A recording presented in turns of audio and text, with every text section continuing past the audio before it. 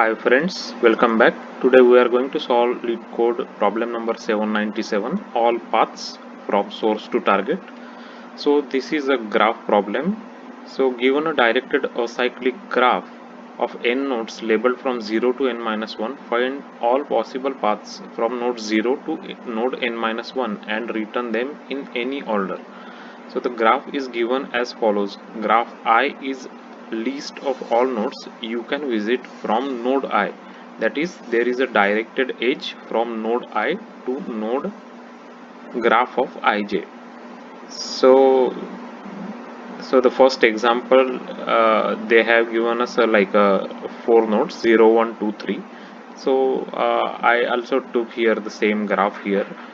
So we want to find out all the paths from source node 0 to destination node 3. So source node is 0. So this is the source node and this is the destination node. So as you can see, we can go from 0 to 1 and from 1 to 3. So this is one of the path we have to output, and another path we have is 0 to 2 and 2 to 3. So 0 to 2 and 2 to 3 is another path. So we have to output both these paths. We can solve this problem by simply building a graph and then processing the nodes in a depth first traversal order. So first we will be building a map from the given graph. So we will take the node source node like 0 in this case, and we can go we will take a list of the adjacent nodes where we can go from 0, like 0 we can go to 1, 0 we can go to 2. So we will take a list as a value for the map. So the key is the node, and the list and the value is the list of its adjacent nodes. So similarly, if you look at 1, then we can 1 we can visit 3. So the only node we can visit is 3 from 1, and from 2 we can visit 3 again. So this is how we build the map. I'll first, at the same time, I'll keep showing you the code, also the solution that I implemented. So I just created two helper methods, so the to avoid the clutter of the code, so it will be easy to readable. So for first, I will be building a graph. So I will pass this int graph here into the build graph method. Here is the build graph method. So it's the same method that we were discussing, where we will be building this map actually from the given graph. So here we will be traversing through all the graph that's been given to us, and we will be creating a map as a graph. So integer is the key and list of integers, which is its adjacent nodes, as the value. So this is what we are doing. So if uh, it if the it's the first time where we don't have any list available for that node, we will create a new linked list, and we will add the node there. If list is already available in the map, then we will just add another node here into the list. So this is the first step we will be doing, is the build graph. And the next step we will be doing after building the graph is processing the graph starting from source node to find all paths to destination node. This is another helper method I implemented, process graph, where we will be passing source, destination, the current node we are on, the graph that we created in the step 1, it's a list of integer, and the resultant list of integer that we want to capture the result to return at the end. So this result, so the same result, list of integer, we are going to be passing into the process graph function. So in the process graph function, we will be doing a DFS traversal, where we will start reading from the first node, which is a source node 0. So we will first let me just change the color. We will take 0, and then we will read its first adjacent node, which is a 1 in this case, right? So 1 we will read from here, and we will keep appending those values to a list. So 0 we will add, because 0 is the first node that we are starting on, and then we go to number 1, because from this, from this graph, we will read this list. So when we are getting the two adjacent element of 0, one it one is one of them and 2 is another of them, right?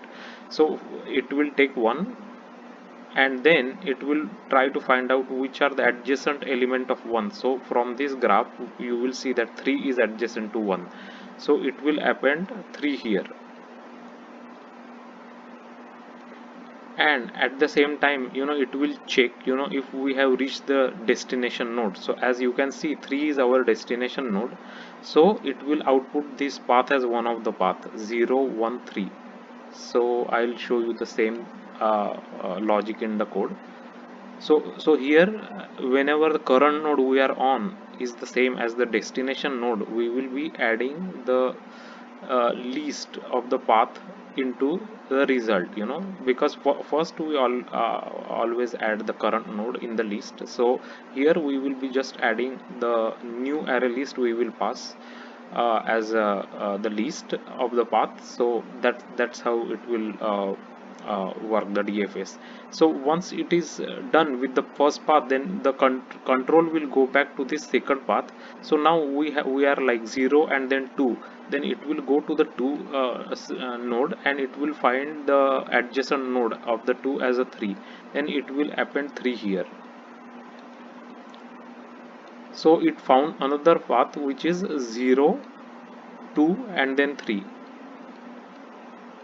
So this is what so we found two paths, one is 0 1 3 and another is 0 2 3 for this graph. So this is what we have to output. So if you see the result, we are outputting here 0 1 3 and 0 2 3. So they have given another example here, so I just copied that same example. So as you can see, 0 is our source node. So 0 is our source node, and the last node, which is 4, is our destination node. So as you can see, we have to find all paths. So one of them is, you can see, like 0 to 4, right? So you will just enter like 0 to 4 here. Then another path you can see is 0 to 1, 1 to 2, 2 to 3 and 3 to 4. So this is one, the path 0 to 1, 1 to 2, 2 to 3 and 3 to 4. Let me just change the color. The another path you can find is 0 to 3 and 3 to 4. So 0 to 3 and 3 to 4. The another path you can find is from 0 to 1, you can go 1 to 3 and 3 to 4. So 0 to 1 to 3 and to 4. And the last one is this one, like 0 to 1 you can go, and from 1 you can take this path and you can reach 4. So 0 to 1 to 4.